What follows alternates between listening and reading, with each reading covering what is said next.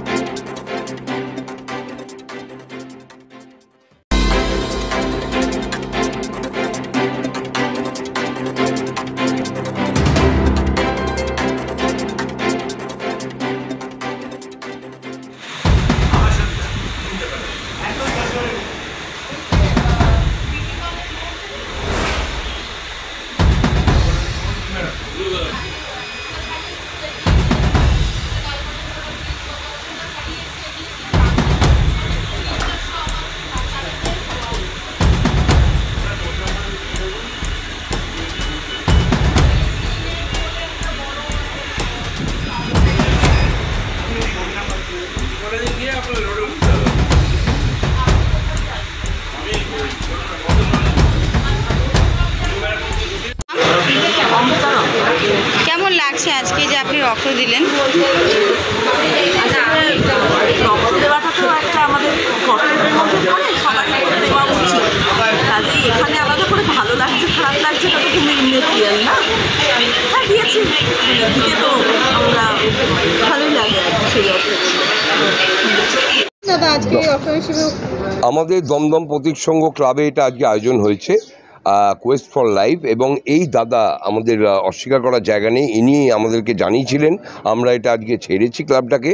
এটা একটা বৃহৎ দান, কারণ হচ্ছে থ্যালাসেমিয়াতে আক্রান্ত হয়ে বহু শিশুর মৃত্যু হয়, তাদের যাতে বাঁচানো যায়। কারণ রক্তটা তো কোনো কারখানায় তৈরি হবে না, কোনো ইঞ্জেকশন বা ওষুধেও রক্তটা তৈরি হবে না, রক্তটা দিতে হবে মানব শরীর থেকেই।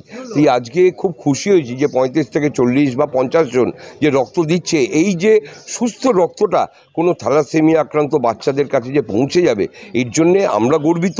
আমাদের ক্লাবের যে হচ্ছে আমরা খুবই গর্বিত। এবং কোয়েস্ট ফর লাইফের যিনি রয়েছেন, একটু নামটা বলে দিন স্যার। পুষ্পেন্দু গাঙ্গুলি মহাশয়, তার কাছে উনি যে আমাদের এখানে যে মানে প্রস্তাবটা দিয়েছিলেন, তার জন্য তার কাছে আমরা খুবই কৃতজ্ঞ। কারণ প্রতীক সংঘ একটা বহুদিনের প্রতিষ্ঠান, প্রায় আমার জন্মের আগের থেকে আমরা এখানে খেলাধুলো করেছি, আমরা নর্থ ক্যালকাটা শিল্ড চ্যাম্পিয়ন হয়েছি, সব কিছু হয়েছি। কিন্তু এই ধরনের প্রচেষ্টা আমরা মান্না দে, দিলীপ রায় এদের নিয়েও প্রোগ্রাম করেছি মাঠে বহু আগে, কিন্তু বহু আগে। কিন্তু এরকম ধরনের প্রচেষ্টা আজকে যে পুষ্পেন্দু গাঙ্গুলি আমাদেরকে করবার সুযোগ দিয়েছে, ভাগ্য দিয়েছে, তার জন্য তার কাছে আমরা খুবই কৃতজ্ঞ। দাদা আপনার নামটা বলুন। আমার নাম সুভাষিস রায়। আপনার ছেলের জন্মদিন উপলক্ষে যে রক্ত হিসেবে কি বলবেন, কি বার্তা দেবেন?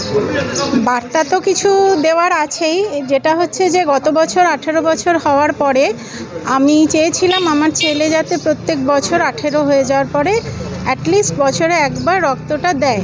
সেই সচেতনতাটা যাতে ওর মধ্যে আমি পুট করতে পারি, সেই কারণেই আমার এই কোয়েস্ট ফর লাইফের সাথে এই ব্লাড ক্যাম্প অর্গানাইজ করা। গত বছর করেছিলাম, এই বছরও তাই, যে প্রত্যেক বছর আমি চেষ্টা করব যে প্রত্যেক বছর একবার করে অন্তত একটা করে ব্লাড ক্যাম্প অর্গানাইজ করার জন্য। উপলক্ষ হয়তো আমার ছেলের জন্মদিন, কিন্তু আমি চাইছি যে আমার ছেলে এবং তার অন্যান্য বন্ধুরা এবং এই রকমভাবে অন্যান্য যারা গার্জিয়ানরা আছেন তারা যদি একটু সচেতনভাবে এগিয়ে আসেন।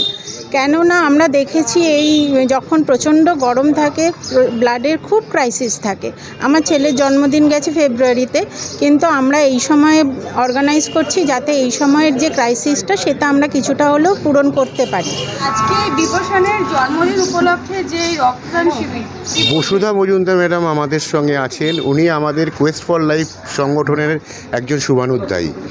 গত বছর ওনার ছেলে যখন প্রথম 18 বছরে পদার্পণ করলো, সেই উপলক্ষে উনি আমাদের কোয়েস্ট পরিবারের যে 22 জন থ্যালাসেমিক পেশেন্ট আছে তাদের সাহায্যের জন্য বিভূষণের জন্মদিন উপলক্ষে রক্তদান শিবির প্রথম শুরু হয় এবং সেই শুরুর সূত্র ধরে উনি স্থির করেছেন প্রতি বছরই বিভূষণের জন্মদিন উপলক্ষে থ্যালাসেমিক বাচ্চাদের জন্য ওনার সারা বছরের যাদের রক্তের সংগ্রহ হয় সেই জন্য একটি ক্যাম্প অর্গানাইজ করবেন এবং কোয়েস্ট ফর লাইফের উদ্যোগে এই ক্যাম্পটি হয়।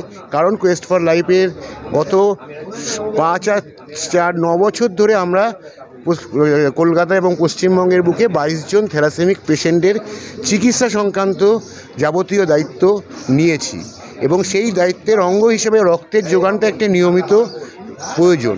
সেই প্রয়োজনের অঙ্গ হিসেবে কোঠারি ব্লাড ব্যাঙ্কও আমাদের একটি ব্লাড ব্যাঙ্ক, যেখান থেকে আমরা আমাদের কিছু বাচ্চার রক্ত সংগ্রহ করি।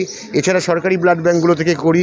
সারা বছর ধরে আমাদের যা রক্ত সংগ্রহীত হয় তাতে 15-20টা ক্যাম্পের মাধ্যমে আমরা প্রায় 1000-2 ইউনিট কালেকশন করি।